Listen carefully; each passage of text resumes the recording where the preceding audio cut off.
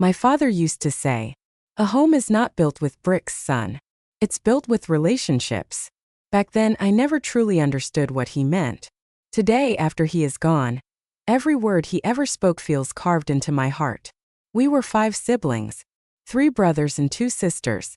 One large, old but valuable house, built with my father's entire youth, sweat, and sacrifice. The house stood in a quiet, expensive neighborhood in the United States.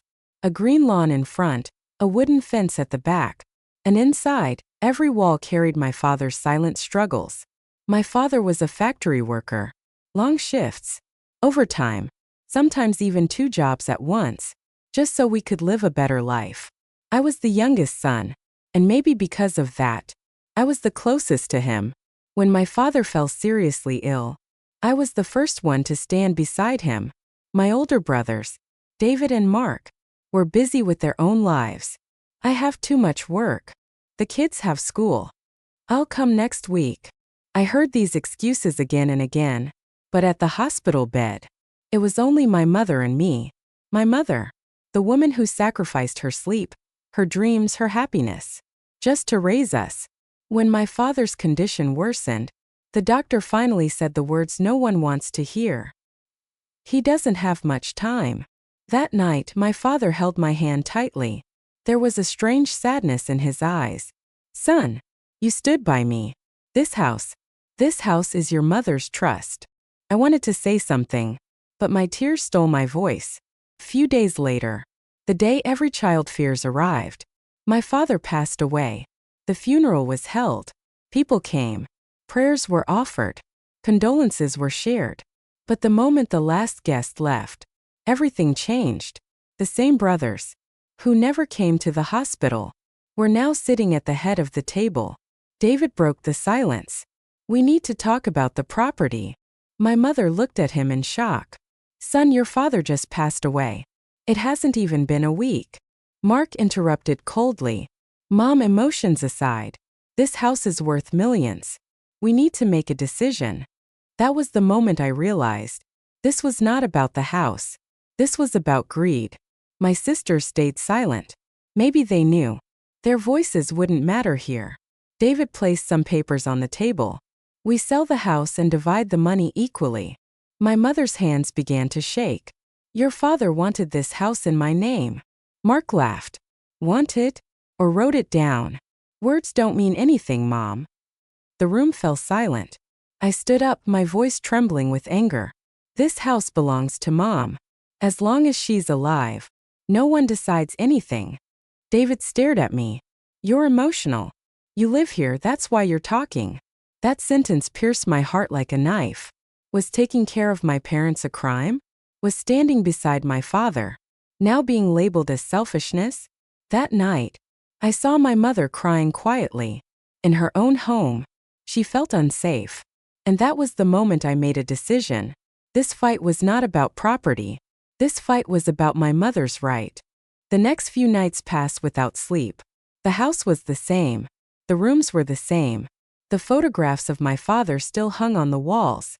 But the atmosphere had changed. Love had faded. Calculations had taken its place. My mother grew quieter with each passing day.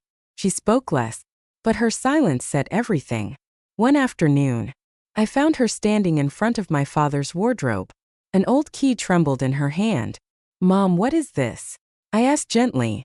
She stayed quiet for a moment, then said, "This is your father's trust. He told me to give it to you when the time was right." My heart began to pound. We opened a small hidden compartment. Inside the wardrobe, was an old folder, some documents, and a handwritten note by my father. It was his will. My mother's hand shook as she read. "This house belongs to my wife. As long as she is alive, none of my children have the right to sell or divide it. The child who serves and stands by her will be the true heir of this house." Tears fell onto the paper. This wasn't just a will. It was my father's judgment. Justice. My mother took a deep breath.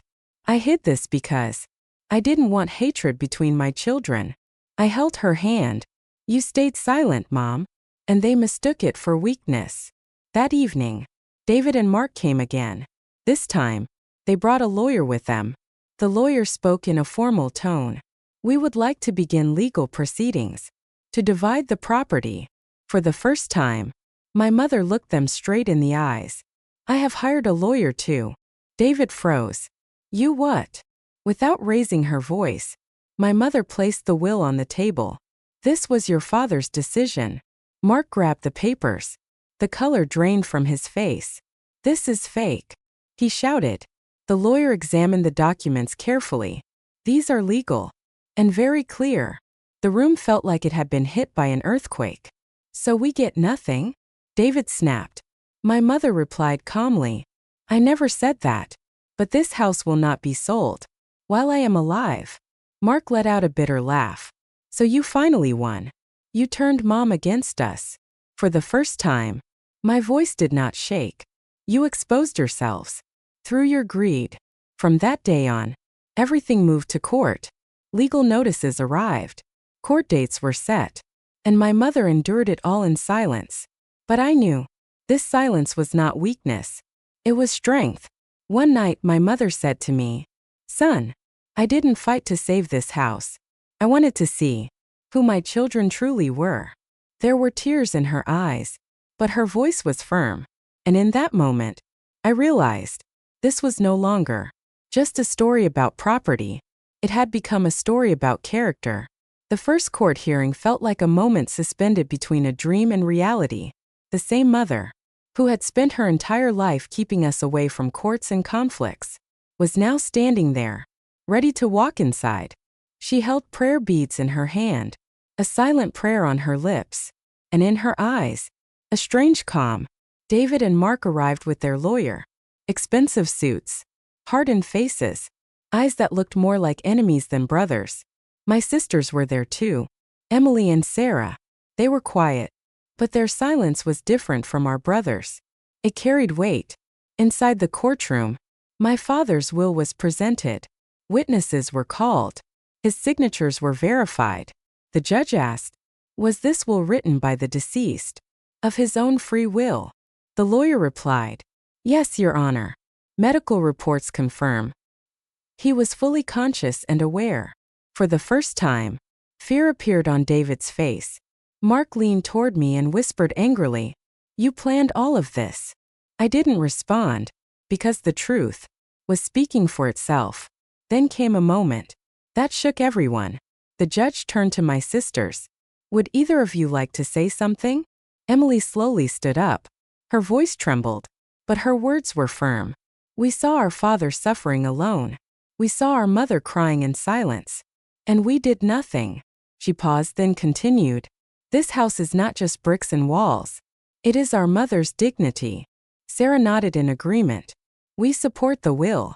The courtroom fell completely silent. David turned back furious. You too. But this time, no one lowered their eyes. After several hearings, the day of the verdict finally arrived. That morning, my mother wore a white scarf. As if she already knew something was coming to an end, the judge announced the decision. This will is completely legal. The house belongs to the widow. For as long as she is alive, the child who proved devoted shall be considered the rightful heir. The words echoed in my ears. The verdict was in our favor. David collapsed into his chair. Mark clenched his fists. But the biggest shock was still to come. As soon as we stepped outside the courtroom, my mother stumbled. I caught her instantly. Mom! She smiled softly. Just a little weakness, son. But I knew this was not ordinary weakness. That night, at the hospital, the doctor told us the truth. The cancer has progressed too far. There isn't much time left. My world shattered. Once again, my mother already knew. She had known all along. That was why she fought. That was why she revealed the will. A few days later, she called all her children together. I will not divide property, she said softly. I only want to ask one question. Who sees me as a mother? And who sees me as a path to money? David and Mark stayed silent. Emily broke down in tears. Sarah held my mother's hand. My mother looked at me.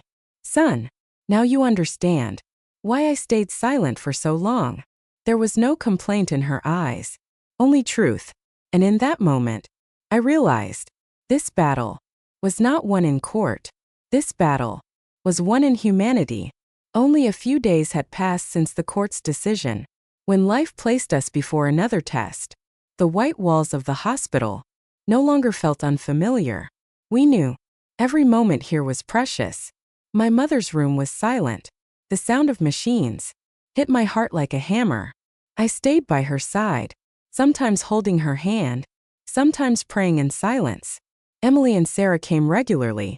They fixed her hair, brought her food, and spent time talking to her. David and Mark did not come at first. Maybe it was shame, maybe pride, or maybe fear. Fear that there was nothing left to gain. One day, the door opened slowly. David walked in, alone. The arrogance that once lived in his eyes was gone. He stood beside my mother's bed, silent for a long time. Then in a low voice he said, "Mom, please forgive me." My mother opened her eyes. Her voice was weak, but clear. "Is forgiveness asked only when everything is already lost?" Tears rolled down David's face. "I don't want the house. I don't want the money. I just want your prayer." My mother gently held his hand. A prayer is accepted only when the heart is clean. A few hours later, Mark arrived. His head was lowered. He wanted to speak, but the words failed him. My mother spoke first. "Son, if you have come back, you haven't come empty-handed. You have brought your truth." Mark fell to his knees. "We didn't see you as a mother. We saw you as a path to wealth." A single tear escaped my mother's eye. "This tear is not of my pain, but of your awareness."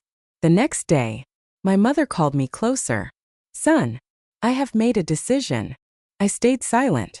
"I don't want this house to become a reason for conflict, even after I'm gone." I held her hand tightly. "I want this house to be placed under a trust." I froze. "A trust?" She nodded. "This house will not be sold. It will belong to children who have no parents, children with no one." My eyes filled with tears. "And you?" She looked at me. "You will be the guardian of this trust." I couldn't speak. This was not an inheritance of property. It was an inheritance of responsibility. She called all her children together and announced her decision. David and Mark stayed silent. Emily and Sarah cried with their heads lowered. "This house could not keep my children united." My mother said softly, "But maybe it will unite others."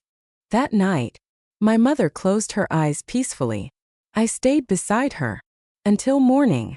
A few days later, an unusual calm settled over the house. My mother's voice was quiet, yet her presence was felt in every room.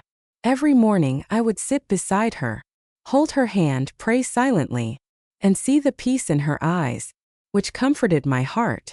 Emily and Sarah had grown closer than ever.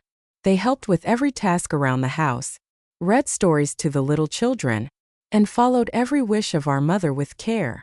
David and Mark were slowly changing as well. They were ashamed of their past actions, and my mother's forgiveness brought them some peace. One day my mother called all of us together. "My children," she said softly, "I did not keep this house merely as property. This house is a lesson for life. It teaches that greed never leads to the right path. Love, respect, and service are the true inheritance. I want this house to be safe for children who are orphaned, who have never known parental love. This house will be a shelter for them, a hope, a safe place. And my son, you will be its guardian. Remember, inheritance is not only bricks and walls, it is the legacy of character." We all listened in silence. Some tears were shed, some hearts felt comfort, and a resolve was formed in every one of us. A few days later, my mother quietly closed her eyes. We all stayed by her side until her final moments. I made a silent vow. My mother's principles, her teachings, and her lessons would live on forever. The house was no longer just property, it became a trust, a safe haven, where children who had never known parental love could feel safe, secure, and protected. David and Mark regretted their greed and mistakes, but this was a lesson for all of us. We had learned that true inheritance is not wealth or property, but love, service, and character. I remembered my mother's final words. If you want your children to grow strong, teach them this lesson, that real inheritance lies in honesty of heart and service. With that lesson, we gave new life to the house, with a purpose, a mission, and a promise. This house is not merely made of bricks. It is a place for protecting hearts and nurturing service.